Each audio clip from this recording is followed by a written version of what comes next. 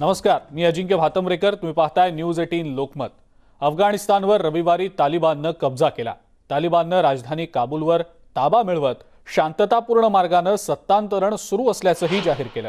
तालिबाननं रविवारी राजधानी काबूलमध्ये प्रवेश केला. त्यानंतर राष्ट्राध्यक्ष अशरफ घनी यांनी देशाबाहेर पलायन केल्याची माहिती अधिकाऱ्यांनी दिली. अफगाणिस्तानला पुन्हा इस्लामिक एमिरेट्स ऑफ अफगाणिस्तान जाहीर करण्याची तयारी तालिबाननं सुरू केलेली आहे.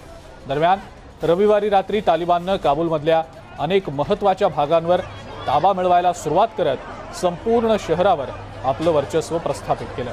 तालिबाननं काबूलवर ताबा मिळवायला सुरुवात करताना नागरिकांनी मात्र यावेळेला भीतीमुळे विमानतळावर मोठी गर्दी केल्याचं दृश्य रविवार सायंकाळपासून बघायला मिळालं. आज पहाटे सुद्धा हजारो लोक विमानतळावर बघायला मिळाले.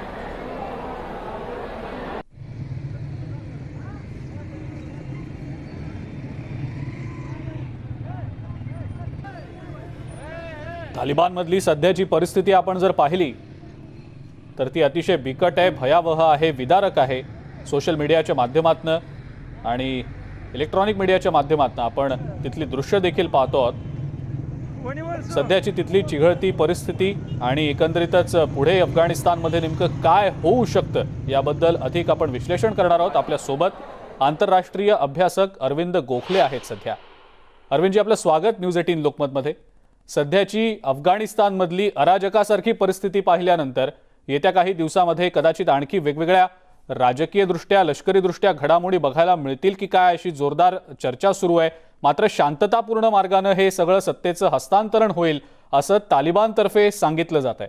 अरविंदजी, या सगळ्याबद्दल सुरुवातीला आपल्याला नेमकं काय वाटतं?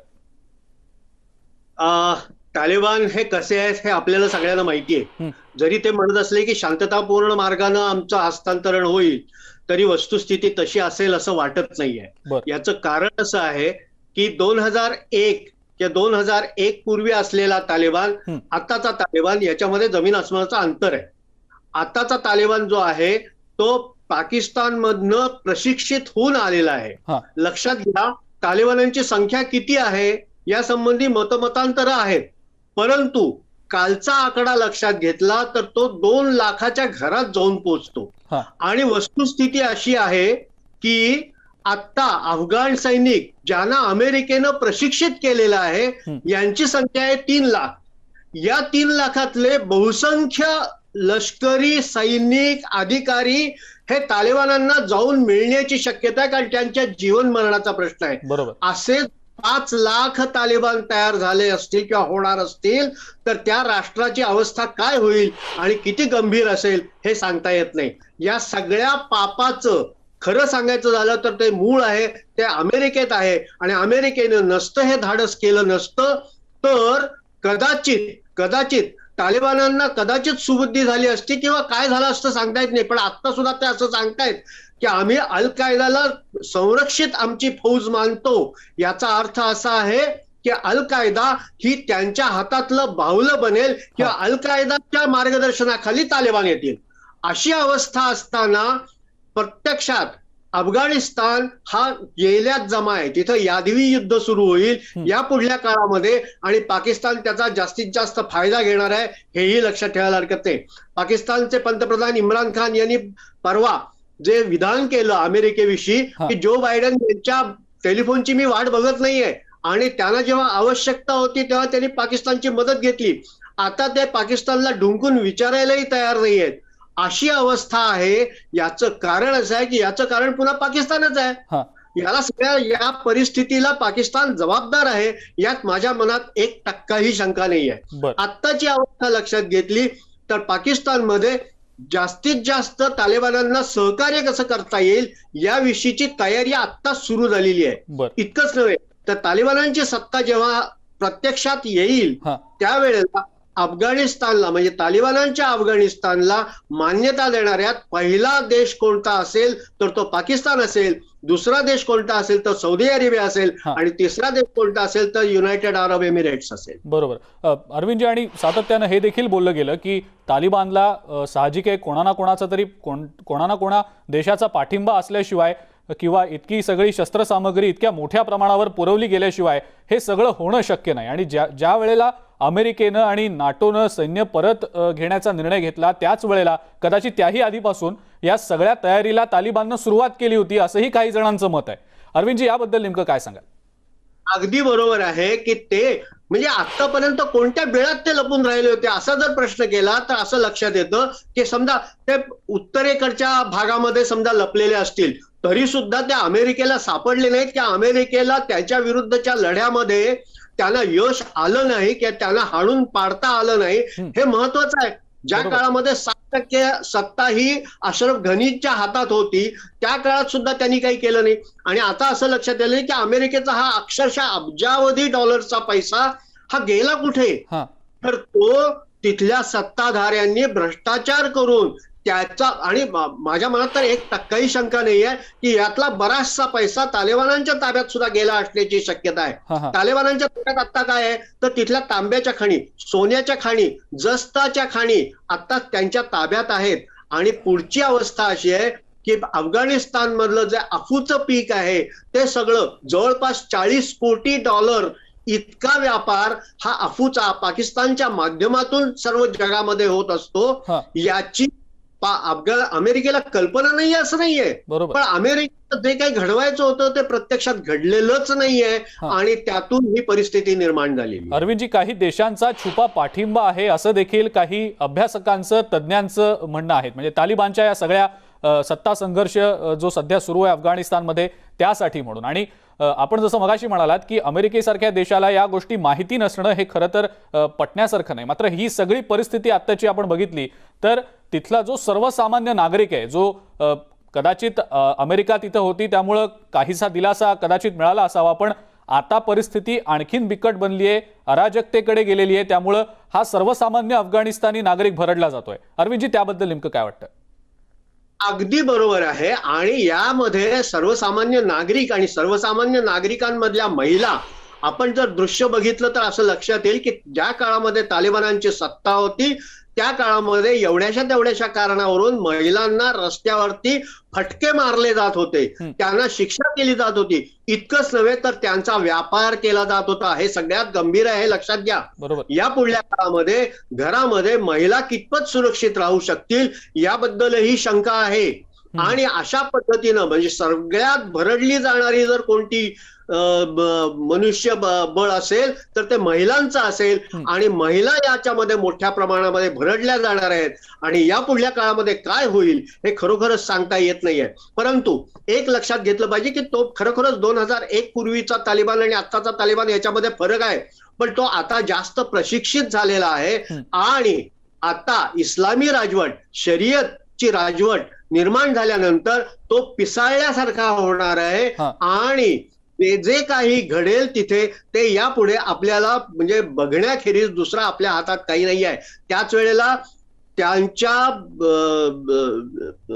तालिबानांच्या प्रवक्त्यानं भारताला धमकी दिलेली आहे की तुम्ही जर याच्यामध्ये हस्तक्षेप कराल तर याद राखा.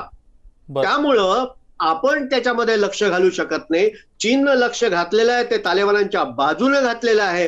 आणि तालिबानांबरोबरच्या चर्चेमध्ये चीन, रशिया, पाकिस्तान आणि अफगाणिस्तान मधले तालिबान असे सगळे एकत्र येऊन आता चर्चा करणार आहेत. यामधलं भारताला बाजूला ठेवलेलं आहे हेही आपण विसरता कामा नये. बिलकुल अरविंदजी, आणि या सोबतच ज्या वेळेला म्हणजे अफगाणिस्तान मधलं सरकार अमेरिकेच्या पाठिंब्यानं तिथं राज्य चालवत होतं, सगळ्या घडामोडी तिथं घडत होत्या, असं वाटत होतं की कदाचित परिस्थिती आता अफगाणिस्तानमधली नियंत्रणात येते की काय. अनेक देशांनी अफगाणिस्तानमधल्या विकास कामांना पाठिंबा देखील दिला होता, त्या दृष्टीनं त्यांनी मदत देखील केलेली होती. मात्र ज्या वेळेला अमेरिका आणि नाटोचं सैन्य मागे गेलं, ज्या वेळेला परत ते फिरलं, त्यावेळेला कदाचित अफगाणिस्तान सरकारला तयारी करता आली नसती का? तशी पूर्ण तयारी करण्याची त्यांच्याकडे संधी देखील होती. मग नेमकं असं काय घडलं? माझं मत असं आहे की जो बायडेननी जे काही विधान केलेलं होतं ते असं होतं की आम्ही सप्टेंबर अखेरपर्यंत, पहिल्यांदा ते 11 सप्टेंबर म्हणाले होते, 11 सप्टेंबर पूर्वी आम्ही सगळं सैन्य मागे घेऊ. नंतर त्यांनी ऑगस्ट अखेरची तयारी केली. ऑगस्ट अखेरच्या आधीच बगरामच्या विमानतळावरनं पहिल्यांदा अमेरिकेचं लष्कर हे मागे गेलं. आणि त्यानंतर तालिबानांना अशी संधी मिळाली की जास्तीत जास्त पुढे कसं येता येईल आणि जास्तीत जास्त रीतीनं, म्हणजे पहिल्यांदा त्यांनी कंदाहार बळकावला, नंतर त्यांचा काबूलकडे मोर्चा गेला, हे सगळं लक्षात घेता अफगाणिस्तानचे सरकार होतं अशरफ गनींचं, ते हताशपणे ही परिस्थिती पाहत होतो. काल त्यांनी ज्या पद्धतीनं पळ काढला, तो पळ लक्षात घेतला तर त्या अध्यक्षाला शोभणारं नाहीये.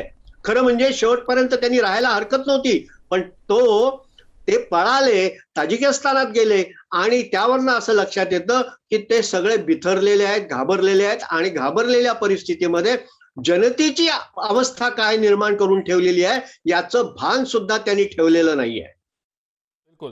अरविंदजी, असेच तुम्ही आमच्या सोबत जोडलेले राहा. मी पुन्हा एकदा आपल्याकडे येतो. आपल्या सोबत सध्या प्रतिनिधी शालिंदर वांगू आहेत. त्यांच्याकडनं आपण अफगाणिस्तानमधल्या सद्यस्थितीविषयीची आणि एकंदरीतच ज्या घडामोडी सध्या सुरू आहेत त्याविषयीची माहिती आपण जाणून घेऊया. शैलेंद्र जी, फिलहाल हम देख रहे हैं कि बहुत ही केओटिक सिचुएशन है अफगानिस्तान में, काबुल में, और ट्रांसफॉर्मेशन ऑफ पावर अभी वहाँ पे फिलहाल चल रहा है, ऐसा तालिबान ने दावा भी किया है. जो सिविलियंस हैं वो एयरपोर्ट पे बहुत बड़ी भीड़ करके उमड़े हुए हैं और अफगानिस्तान से बाहर जाने की सारे लोगों की अभी फिलहाल तो वो ट्राई कर रहे हैं, ऐसा दिख रहा है. एग्जैक्ट सिचुएशन क्या है वहाँ पे?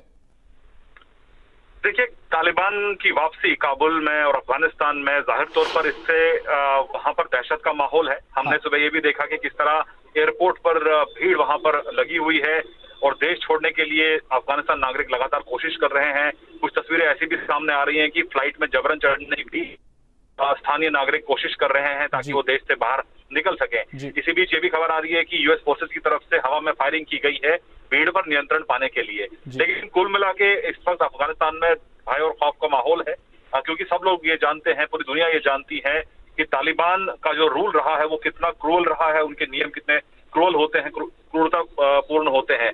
इसी बीच अफगानिस्तान की राजधानी काबुल से तालिबान का एक स्टेटमेंट सामने आया है जहां वो कह रहे हैं कि अब अफगानिस्तान में युद्ध खत्म हो गया है, यानी अफगान वॉर इज ओवर, और ऐसे में वो तमाम देशों के साथ, तमाम मुल्कों के साथ शांतिपूर्ण संबंध चाहते हैं. इसी बीच आज शाम को 7:30 बजे भारतीय समय के अनुसार एक बैठक होने वाली है यूएन सिक्योरिटी काउंसिल में भारत की अध्यक्षता में, और इस बैठक में अफगानिस्तान के हालात को लेकर तमाम देशों का क्या रवैया रहेगा इसको लेकर बातचीत होगी. और आप ये भी याद दिला दें कि बहुत से देश ये कह रहे हैं कि हिंसा के बल पर जो भी सत्ता में सरकार आएगी उसको मान्यता नहीं दी जानी चाहिए, और भारत ने भी इसका समर्थन किया है. तो ऐसे में अब काबुल में, अफगानिस्तान में अगर तालिबान की सरकार आती है तो उसको मान्यता मिलेगी या नहीं, ये बड़ा सवाल है. लेकिन इससे भी पहले अहम सवाल ये है कि किस तरह से वहां से सुरक्षित जो फंसे हुए भारतीय हैं या वहां पे माइनॉरिटीज जो हैं, अल्पसंख्यक समुदाय के जो लोग हैं, उनको कैसे वहां से सुरक्षित निकाला जा सके, इसी को लेकर अब से कुछ देर में एक बैठक होने वाली है जिसमें कैबिनेट सेक्रेटरी राजीव गौबा, जो प्रधानमंत्री कार्यालय में रिपोर्ट करते हैं, वो एक बैठक करने वाले हैं. इन तमाम पहलुओं पर बातचीत भी होगी और किस तरह से वहां से इवैक्यूएशन किया जाएगा इस पर भी इसमें चर्चा होगी. बिल्कुल. शालिंदर जी, बहुत बहुत शुक्रिया इस पूरी जानकारी के लिए. आपण पुन्हा एकदा अरविंदजींकडे जाणार आहोत. अरविंदजी, आता आपण परिस्थिती नेमकी काय तिथली हे देखील पाहिलं, आपण देखील ऐकलं असेल आमचे प्रतिनिधी नेमकं काय सांगत होते. मात्र पुढच्या काळामध्ये कोणकोणते देश अफगाणिस्तानमधल्या या तालिबानच्या सरकारला पाठिंबा देतात हे पाहणं महत्त्वाचं ठरणार आहे. आणि काही जागतिक घडामोडी ज्या घडतील येत्या काळातल्या, राजकीय दृष्ट्या खास करून, त्या या सगळ्या समीकरणांवर आधारित असतील असं सध्या तरी दिसतंय. आपलं या संदर्भातलं नेमकं काय आकलन आहे? मगाशी मी म्हणल्याप्रमाणे पाकिस्तान हा पहिला देश असेल की तालिबानांच्या सत्तेला ते मान्यता देतील. त्या पुढल्या काळामध्ये काय काय होईल हे सांगता येत नाही. सौदी अरेबिया अजूनही अमेरिकेच्या वर्चस्वाखाली जरी असला किंवा अमेरिकेचं सहकार्य जरी घेत असला तरी अमेरिका आणि सौदी अरेबिया हे सुद्धा पूर्वीचे देश राहिलेले नाहीये. त्यामुळं असं वाटतं की सौदी अरेबिया हा सुद्धा त्याच्या पुढे येणार आहे आणि त्यातून जे काही घडेल त्याचा फायदा उठवण्यासाठी बाकीचे देश त्यासाठी तयारी करतील. वरच्या बाजूला असलेले ताजिकिस्तान असेल, उझबेकिस्तान असेल किंवा इतर देश असतील, त्यांना कसं सावरायचं, म्हणजे पूर्वीच्या सोव्हिएट युनियन मधले जे देश आहेत, जे मुस्लिम देश आहेत, त्यांना कसं सावरायचं, त्यांना कसं सांभाळायचं आणि त्यांच्यापासून आपल्याला असलेला धोका कसा निर्माण होणार नाही याकडे कसं लक्ष द्यायचं, या नादामध्ये आत्ताचा रशिया लागलेला आहे. त्यामुळं रशिया काय करतो याकडेही आपण बारकाईनं बघितलं पाहिजे. जर असं लक्षात घेतलं 2001 पूर्वी जेव्हा, म्हणजे 1999 पर्यंत तिथे सोव्हिएट युनियनची सत्ता होती, पण सोव्हिएट युनियनचं सैन्य असताना जे काही तिथे अफगाणिस्तानमधली परिस्थिती होती त्याच्यापेक्षाही आता भयानक अवस्था निर्माण झालेली आहे. गेल्या 20 वर्षामध्ये अफगाणिस्तानची फार विरुळवाट लावण्यात आलेली आहे. त्यामुळं असं म्हणावंसं वाटतं की रशिया म्हणजे तत्कालीन सोव्हिएट युनियन असेपर्यंतच्या काळामध्ये विनाकारण लोकांना मारलं जात नव्हतं किंवा तालिबानांवरती एक प्रकारची वर्चस्व होता किंवा तालिबान घाबरून होते. पण नंतरच्या काळामध्ये जेव्हा तालिबान उदयाला आले आणि तालिबानांनी सत्ता राबवली त्या काळामध्ये त्यांनी ज्या पद्धतीनं शरियाचा अवलंब केला किंवा ज्या पद्धतीनं लोकांना मारहाण सुरू केली, लोकांचे खून पाडणं सुरू केलं, तशीच अवस्था जरी अशरफ गनी असं म्हणाले असले की मी राहिलो असतो तर कदाचित रक्तपात झाला असता, तसं नाही. ते राहिले असते तरी रक्तपात झाला असता आणि राहिले नसते तरी रक्तपात होणार आहे याबद्दल माझ्या मनात तिळमात्र शंका नाही.